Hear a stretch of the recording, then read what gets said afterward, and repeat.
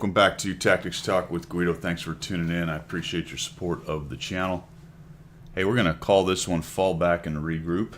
Fall Back and Regroup, which is something I am admittedly not very good at. Or I suppose I'm good at it, but I don't do it often enough.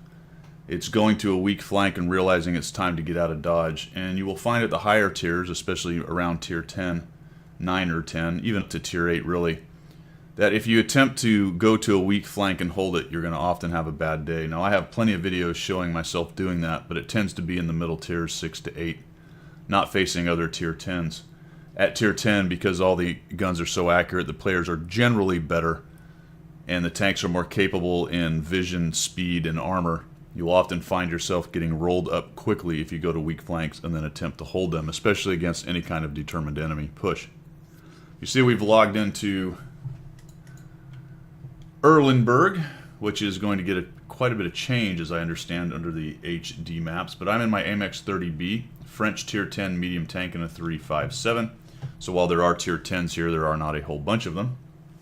And I'm headed over to the west side from the north spawn in a defense. Now it is really easy to defend on this side, on this map, on the defense. Very easy. In fact, it's easy to push into them and kill them. But of course you need to have enough tanks to do so.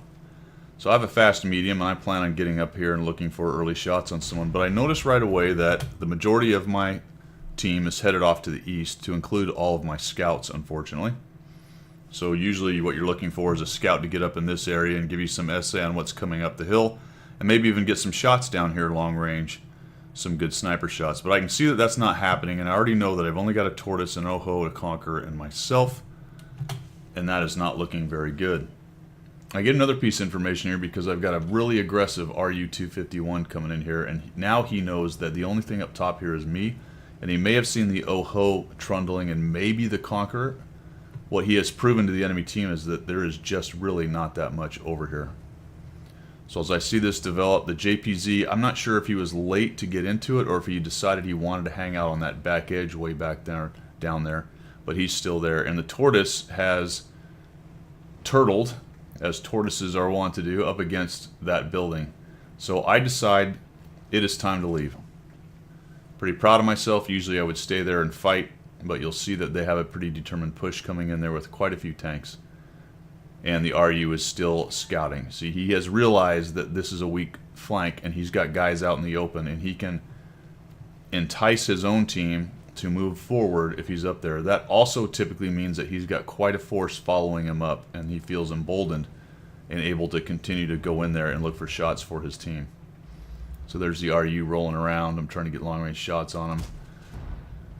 Terrible shot. I knew that hill was in my way right there, so I'm not even sure why I took it.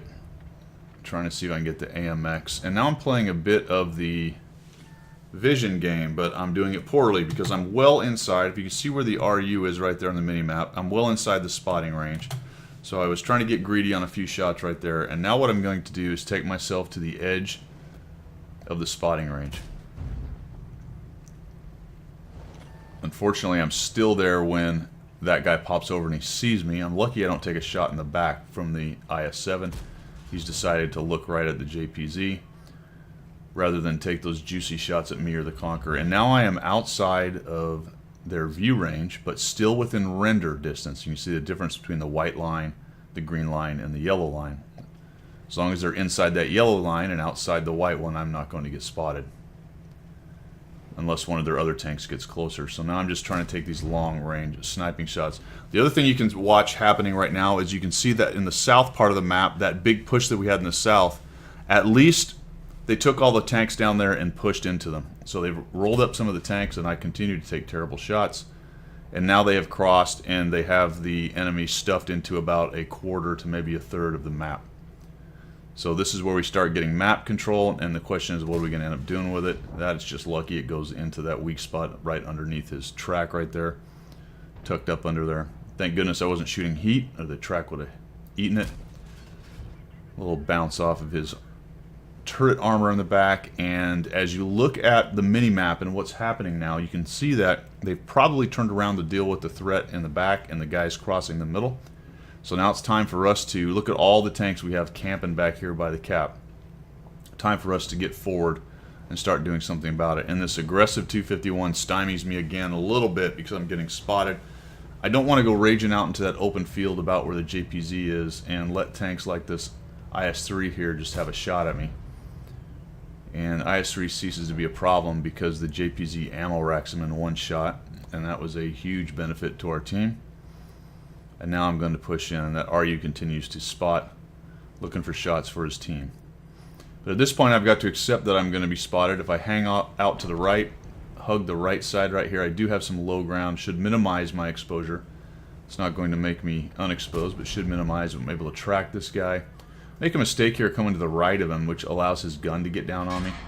First I thought I might circle him, but that was not a great idea. I go into his track with heat so that it eats the heat up. And I get greedy here. I take that lower shot. He's not quite tracked. He's going to start backing up, and I'm going to shoot into track, but I didn't need to. At the time I didn't realize what had happened, but somebody else had tracked him right there. And down he goes. So he actually survives that whole thing. Looking for shots behind me right here while the IS-7 moves around. Put that shot right, looks like right into his turret ring maybe. Or just a lucky shot into the top part of his armor there. Another shot into the RU. And he goes down. So that's a great help because that guy was keeping everybody spotted. I got the IS-7 there. Don't want to go right at him. I figure let's work around behind him. I know that JPZ is there, so now he's paying attention to the JPZ. So I'm going to come over here and put a shot in his side and kill him right off right here. No. Space armor eats it. And now I know I'm just going to take a hit. That's fine. Oh, no, maybe I won't. Maybe he can't get his stuff together. And we take him down. So not an amazing game yet. I'm sitting at 1974. Just blind shot into him. I'm surprised this Centurion doesn't hit me. Must have been on it reload the whole time, or maybe he's got his gunner dead. I'm not really sure. I think he was 100% anyway, so I'm not really sure why he didn't shoot me there. And once again, we got the JPZ moving up to support. We're looking good, but I really don't want to trade any more hit points right now than I absolutely have to, just in case they have some kind of comeback going on. Hit him in the side. I'm going to ram. I'm looking to track him, which is what happens, and there goes the JPZ for some assist damage. And now there's only 3 of them left. Soon to be 2. And from here, as is usual sometimes, especially at higher tiers, I get a little bit more cautious than I would want to be. At least on second viewing that I would want to be. Obviously at this point I wanted to be this cautious. But I got this low up here, come up, take a shot on him. And I should have just stayed up, could have pushed around behind him. He's really just focused forward, has really low SA, otherwise he'd been turning towards me. He gets hammered again, looks like by the JPZ. And I'll take him out on the run. Tier 10 mediums, Tier 9 mediums, really good accuracy on most of them, if not all of them. Those shots like that, moving snapshots, are always a viable shot, and I'll do basically the same thing on the 103 right into his side armor. And end up with 4,003 damage, 2,462 assist. So an example of going to a weak flank, analyzing what's going on and falling back. Not dying in place against a superior force just because you think you can manhandle those guys. I will tell you, like I said at the beginning, sometimes you can, and that tends to be in the mid-tiers, that 5 to 8 tier kind of range. Once you start talking about guys in Tier 9s and Tier 10s, just the capabilities of the tanks and the general capabilities of the player are getting better. It's usually a bad idea to try to stand in place and go to toe-to-toe with a 2-to-1 ratio, especially since you're really not sure how your team is going to support you. It looked like the JPZ and the Taurus were going to be sitting down there in the flat, so that was going to do me no good until I fell back anyway. And you'll see that the Oho died. Can't see, yeah, you can see it right here where he died over here.